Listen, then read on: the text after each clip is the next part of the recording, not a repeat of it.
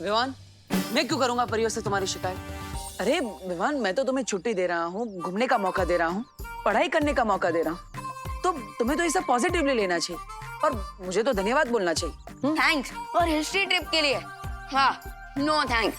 और देखो भैया, मुझे ना आपसे बात ही नहीं करनी, कट्टी। अरे विवान, विवान, विवान, विवान रुको। अगर तुम परीक्षा की तैयारी नहीं करोगे भैया आप ना रहने ही दो, आप जो बोलोगे वो मुझे तो सुनना ही पड़ेगा, क्योंकि मैं तो छोटा हूँ और आप बड़े हो, आप छोड़ ही दो। अरे विवान, माँ ये भैमार के हाथ में ये कौन सा यंत्र है?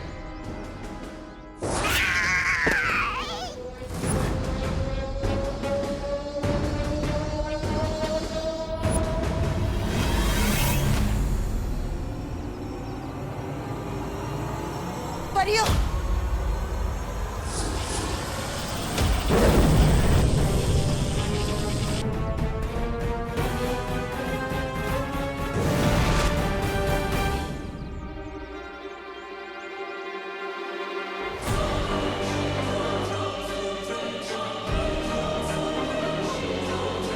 आखिर ये कौन सा यंत्र है?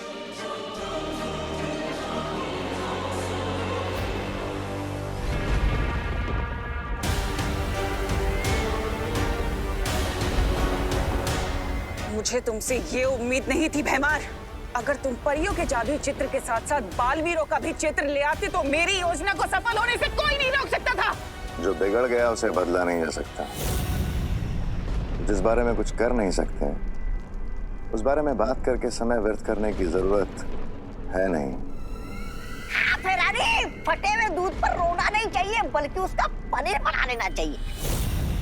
नहीं, ऐसा मैं नहीं बोल रहा हूँ, मैं तो ये बोल रहा था कि इस जादुई छवि से ऐसा क्या कमाल करने वाली है आप?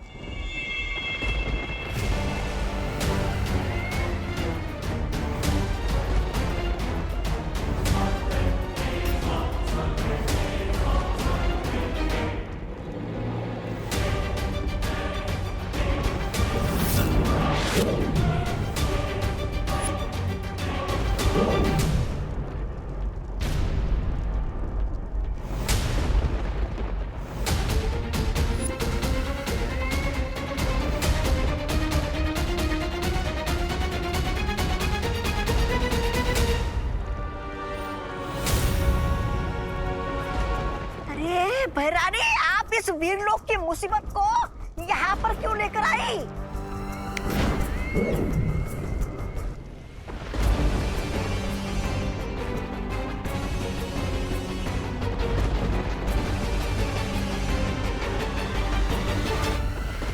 ये मुसीबत नहीं है तौबा तौबा, बल्कि वीरलोक के अंत की शुरुआत है।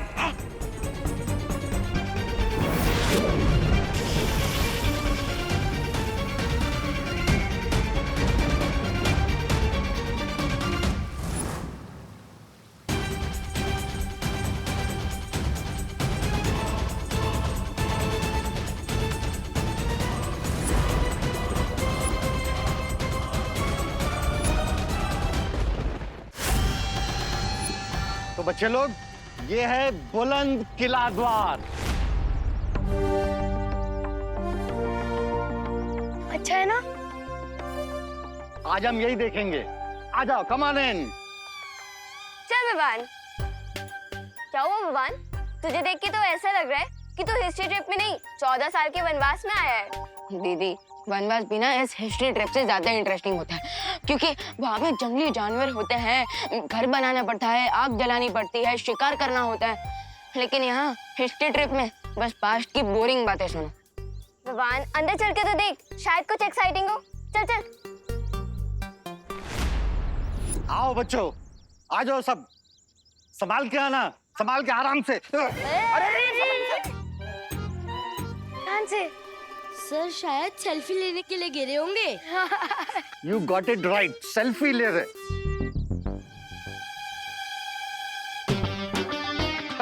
आइए आइए सर, आइए बच्चों, आ जाओ बच्चों, आगे आइए। आ जाओ। अरे अरे अरे सर। रे आजा आजा आजा। वैसे विवान, मैं एक बात बोलूं? क्या दीदी? तो इस ट्रिप पे बोर नहीं होगा। कैसे? क्योंकि पाथोर सर के साथ कब क्या दुर्घटना घट जाए किसी को नहीं पता। वो इतने एक्सीडेंट प्रोन है कि उन्हीं से तेरा एडवेंचर हो जाएगा।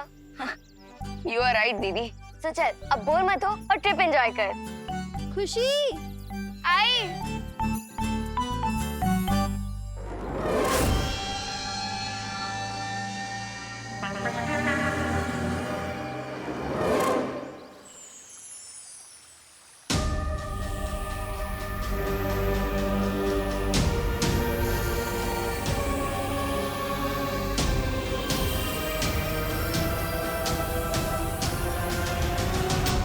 शौर्य, ये कैसा यंत्र है? ये तो कोई छाया चित्र निकालने का यंत्र लगता है। ये केवल एक यंत्र नहीं है बालवीर, ये एक तरह का गुप्त हथियार है।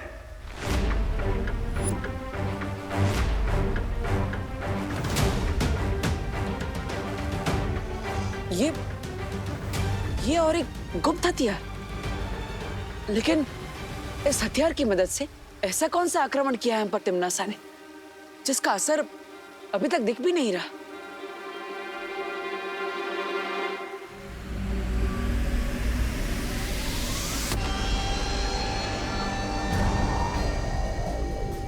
बालपरी, क्या हो रहा है? पता नहीं।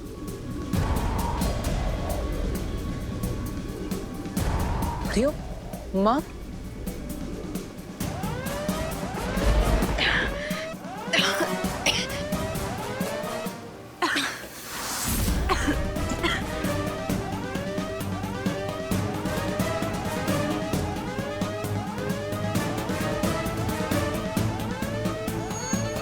परियो,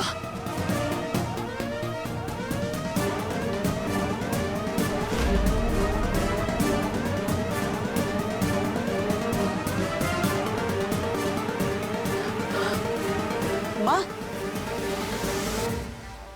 माँ, ये क्या हो रहा है आपको? ये क्या हो रहा है?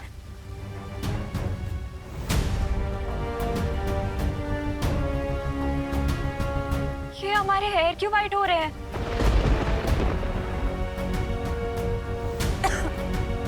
रियो, ये आप सबके बाल सफेद क्यों हो रहे हैं? शौर्य, परियां तो कभी वृद्ध नहीं होती है। कहीं ये तिम्नासा का आक्रमण तो नहीं है? इसका अर्थ यह है कि तिम्नासा ने जादुई छवि यंत्र से परियों पर समय रेत का जादू किया है। अब जैसे जैसे परियों की छवि इस रेत के नीचे दबती जाएगी, वैसे ही वहां उन असली परियों की उम्र हर एक पहर में 1000 साल तक बढ़ती चली जाएगी।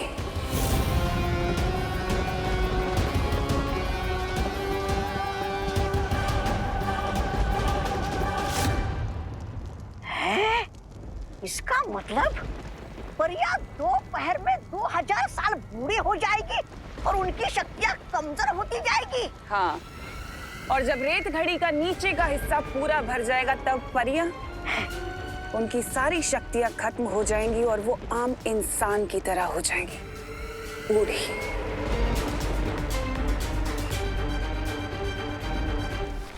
शौर्य, समय रेत के असर को रोकने का कोई ना कोई रास्ता तो होगा। उपाय है,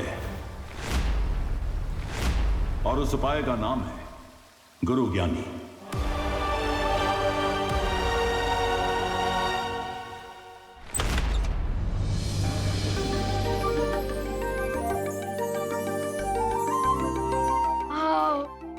आजा बच्चा।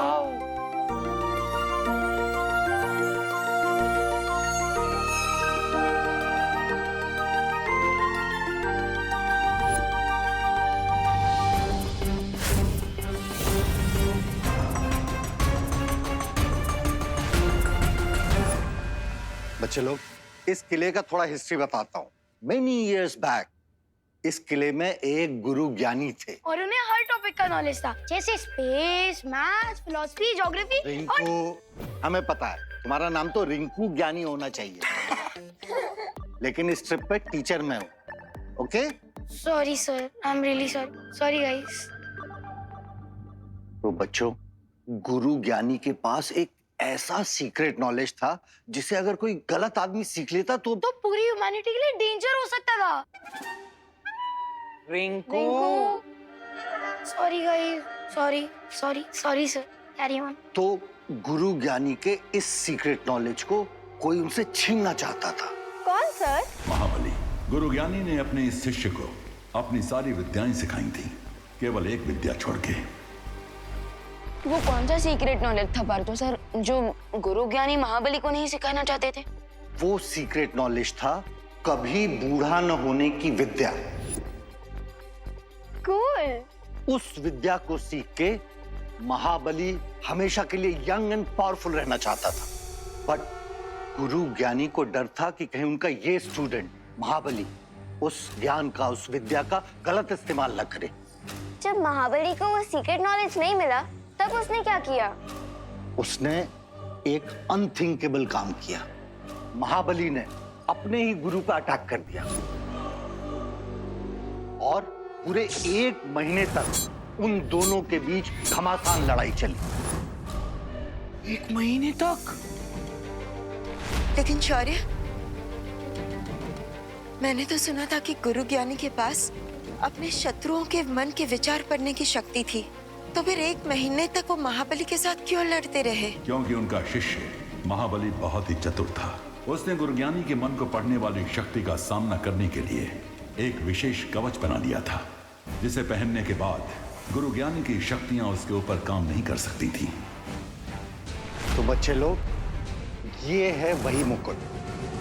वाओ। नो सर, सर ये वो मुकुट नहीं है, ये उसकी कॉपी है। असली मुकुट तो महाबली के साथ जमीन में धंस गया था sir. I know Ramakanto. Excuse me sir, मेरा नाम रोमोकांतो नहीं है, रमाकांत है। बंगला में रमाकांतो ही होता है। बच्चे लोग, तुम लोग यहाँ एक्सप्लोर करो, इसके बाद फिर लाइब्रेरी आना। वहाँ गुरु ज्ञानी और महाबली के बारे में लिखी हुई बहुत सारी किताबें। Okay sir. सितली, वो देख। गुरुज्ञानी ने अपना सारा ज्ञान एक किताब में लिखा था और महाबली उस किताब को अपने गुरु से छीनना चाहता था, ताकि वो हमेशा युवा और शक्तिशाली रहने का रहस्य सीख सके। तो आखिरकार इस 1 महीने लंबी युद्ध का नतीजा क्या निकला? गुरुज्ञानी ने खुद को और महाबली को समाधि में लीन कर लिया और साथ में बुलंद किले को भी जमीन में आधा धंसा दिया, ताकि उनका ज्ञान गलत हाथों में न पड़ जाए। बालवीर, तुम्हें परियों की मदद करने के लिए गुरुज्ञानी को समाधि से जागृत करना होगा। लेकिन कैसे शौर्य?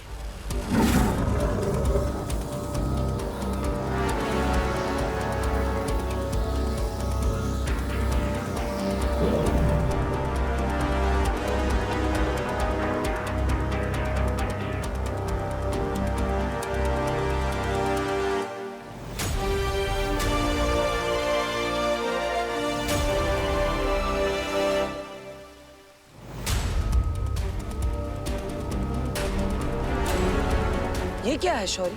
इस जीवक यंत्र से अगर तुम बुलंद किले के नीचे दबी गुरुज्ञानी की समाधि को स्पर्श करोगे तो वो जागृत हो जाएंगे। जिसके बाद मैं उनसे समय रेत का तोड़ लूंगा और माँ और परियों को ठीक कर दूंगा। लेकिन इस जीवक यंत्र का स्पर्श गलती से भी महाबली को नहीं होना चाहिए, वरना अनर्थ हो जाएगा, क्योंकि उसके रक्षा कवच को वीरलोक के जादू से नहीं भेदा जा सकेगा।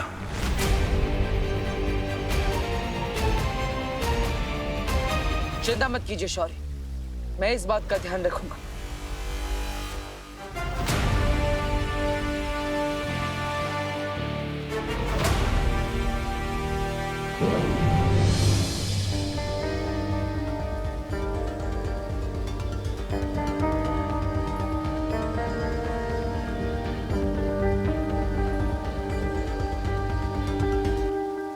माँ, आशीर्वाद दीजिए कि मैं इस कार्य में सफल होकर लौटूं।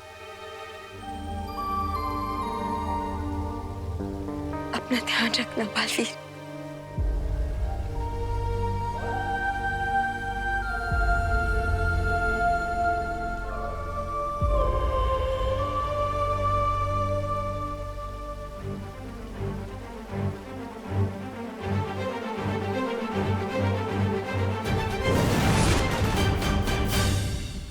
परिया बूढ़ी परिया बूढ़ी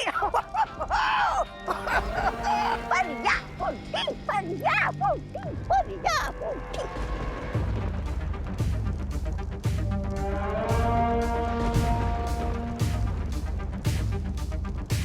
एक बार ये परियां बूढ़ी और कमजोर हो जाएं, उसके बाद वीर लोक की सारी शक्तियां कमजोर हो जाएंगी।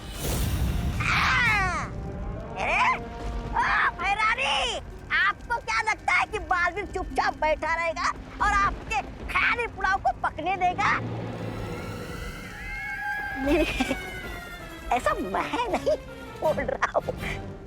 मैं तो भैमार, तुम जाकर पता करो कि उस बालवीर ने शौर्य के साथ मिलकर मेरे इस जादू को तोड़ने का क्या तोड़ निकाला है। चिंता मत करो तमन्नासा, बालवीर के हर तोड़ को मैं तोड़ के रख दूंगा।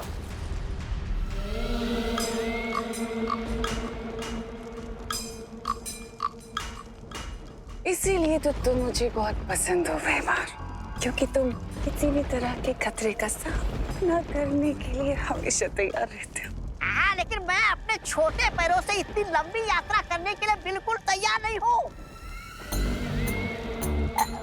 मेरा मतलब ये है कि भैरानी अभी बालवीर कहाँ है, ये अगर हमें पता चल जाएगा तो हमारा समय बर्बाद नहीं होगा ना, है ना भैराजा?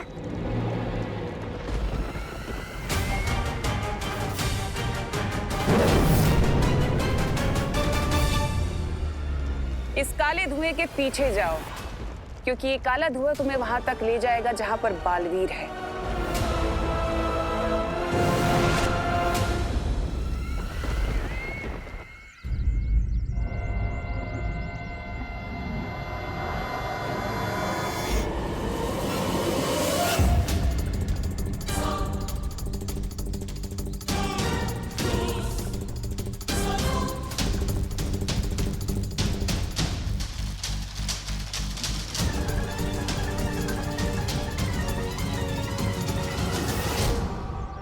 जो धरती के नीचे दबे इस किले में गुरु ज्ञानी की समाधि को ढूंढना होगा।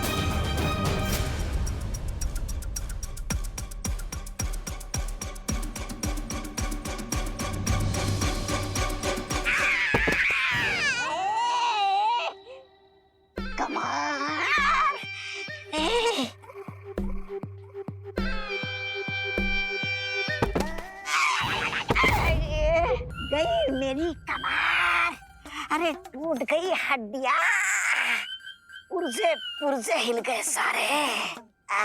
महाराजा, मैं क्या कहता हूँ, रात को थोड़ी मालिश बिलिश कर देंगे क्या मेरी? कमर टूट गई। बकवास बंद करो वरना गर्दन की हड्डी भी तोड़ दूंगा। मैं ठीक हूँ, मेरी कमर एकदम ठीक हो गई है।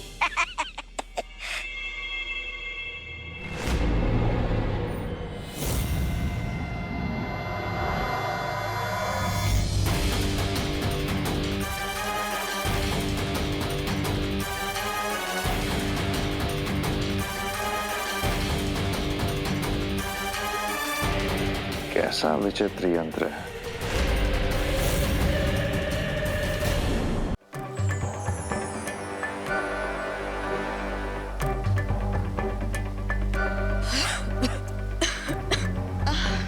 समय रेत जादू का बुरा असर अपेक्षा से भी अधिक तेजी से फैल रहा है। बालवीर के पास समय कम है, हर एक पल कीमती है।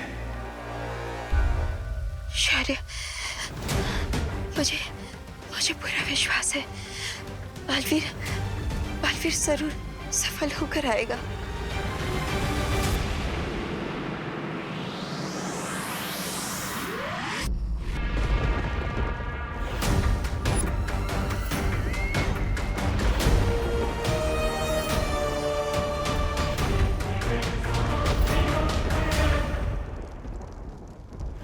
यहाँ परियों की छवि समय रेत के नीचे डूबती जा रही है और वहाँ वीर लोक में वो असली तितलियों जैसी परियां, उनका रूप, उनकी शक्तियां सब बूढ़ी होती जा रही हैं।